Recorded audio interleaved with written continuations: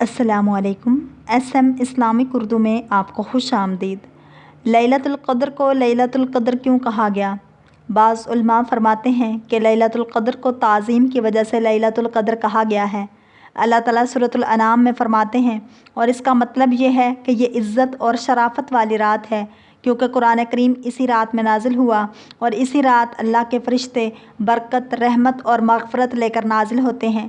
یا پھر اس لیے لیلۃ القدر کہا گیا ہے کہ جو آدمی اس رات کو جاگ کر اللہ کی عبادت میں گزارتا ہے وہ بھی عزت و شرافت والا ہو جاتا ہے۔ بعض علماء فرماتے ہیں قدر کا مطلب ہے تنگی۔ اللہ تعالیٰ فرماتا ہے، اور اس رات کو لیلۃ القدر اس لیے کہتے ہیں کہ اس میں بھی تنگی پائی جاتی ہے، اس اعتبار سے کہ یہ کسی پر واضح نہیں کی گئی، یعنی معلوم نہیں ہے، یا پھر اس لیے کہا جاتا ہے کہ اس رات فرشتوں کی بہتات کی وجہ سے زمین تنگ ہو جاتی ہے، یا قدر سے ہے، اور اس رات کو لیلۃ القدر اس لیے کہتے ہیں کہ اس رات بھی سارے سال کے احکام لکھے جاتے ہیں۔ اللہ تعالیٰ سورۃ الدخان میں فرماتے ہیں، اسی رات میں ہر ایک مضبوط کام کا فیصلہ کیا جاتا ہے۔ لیلۃ القدر کی فضیلت اور اس کا مرتبہ۔ اس رات قرآن کریم نازل کیا گیا۔ اللہ تعالیٰ سورۃ القدر میں فرماتے ہیں، یقیناً ہم نے اسے شب قدر میں نازل فرمایا، یہ وہ رات ہے جو 1000 مہینوں سے بھی بہتر ہے۔ اللہ تعالیٰ سورۃ القدر ہی میں فرماتے ہیں، یعنی لیلۃ القدر میں نیک کام ان 1000 مہینوں کے نیک کاموں سے بہتر ہے جس میں لیلۃ القدر نہ ہو۔ اس رات اللہ کے فرشتے اور جبریل امین علیہ السلام آسمان سے زمین پر اترتے ہیں۔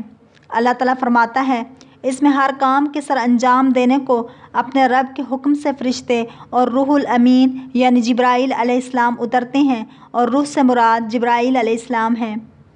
حضرت ابو ہریرہ رضی اللہ تعالیٰ عنہ فرماتے ہیں کہ رسول اللہ صلی اللہ علیہ وآلہ وسلم نے فرمایا، لیلۃ القدر 27ویں یا 29ویں کی رات ہے، اور اس رات زمین پر ملائکہ کی تعداد کنکریوں سے زیادہ ہوتی ہے۔ یہ سلامتی والی رات ہے۔ اللہ تعالیٰ فرماتے ہیں، یہ رات سراسر سلامتی کی رات ہوتی ہے اور فجر کے طلوع ہونے تک رہتی ہے، یعنی یہ رات تمام کی تمام خیر ہوتی ہے، اس میں کسی قسم کا کوئی شر نہیں ہوتا، اور شروع سے لے کر طلوع فجر تک برکت والی رات ہے۔ اس رات میں آنے والے سال کی بابت، موت و حیات اور وسائل زندگی کے فیصلے لوح و قلم سے اتار کر فرشتوں کے سپرد کر دیے جاتے تھے۔ اللہ تعالیٰ فرماتے ہیں، اسی رات میں ہر ایک کام کا فیصلہ کیا جاتا ہے۔ اس رات میں جو ایمان اور نیک نیتی کے ساتھ اللہ کی عبادت کرتا ہے اس کے پچھلے سارے گناہ معاف کر دیے جاتے ہیں۔ رسول اللہ صلی اللہ علیہ وآلہ وسلم فرماتے ہیں، جس کسی نے شب قدر میں ایمان اور نیک نیتی سے اللہ کی عبادت کی اس کے پچھلے سارے گناہ معاف کر دیے جاتے ہیں۔ اللہ تعالیٰ نے اس رات کو چھپا دیا تاکہ مسلمان رمضان کے آخری عشرہ میں، خصوصاً آخری عشرہ کے وتر راتوں میں جو کہ 21، 23، 25 اور 27 اور 29 کی راتیں ہیں، خوب محنت اور کوشش سے اللہ کی عبادت کریں۔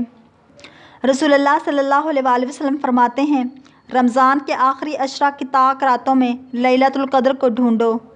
بعض علماء نے دلائل کی روشنی میں ذکر کیا ہے کہ یہ رات آخری عشرہ کی طاق راتوں میں تبدیل ہوتی رہتی ہے، کبھی 21 کو، کبھی 23، 25، 27 اور 29 کو بھی ہوتی ہے۔ شب قدر میں کون سے اعمال مستحب ہیں؟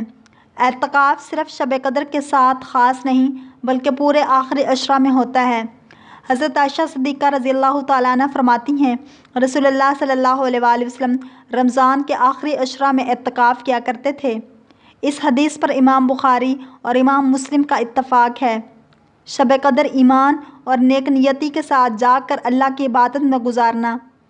رسول اللہ صلی اللہ علیہ وآلہ وسلم فرماتے ہیں، جس کسی نے شب قدر کی رات ایمان اور نیک نیتی کے ساتھ جاگ کر اللہ کی عبادت میں گزاری اس کے پچھلے سارے گناہ معاف کر دیے جائیں گے۔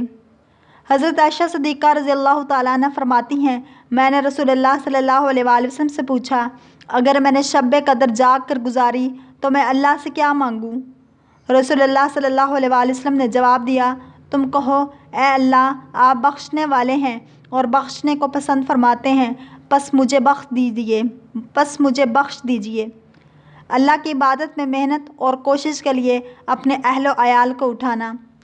حضرت عائشہ صدیقہ رضی اللہ تعالیٰ عنہ فرماتی ہیں، جب رمضان کا آخری عشرہ آ جاتا تو رسول اللہ صلی اللہ علیہ وآلہ وسلم ہم بستری سے پرہیز کرتے تھے اور رات جاگ کر گزارتے تھے اور اپنے اہل و عیال کو بھی اللہ کی عبادت کے لیے اٹھاتے تھے۔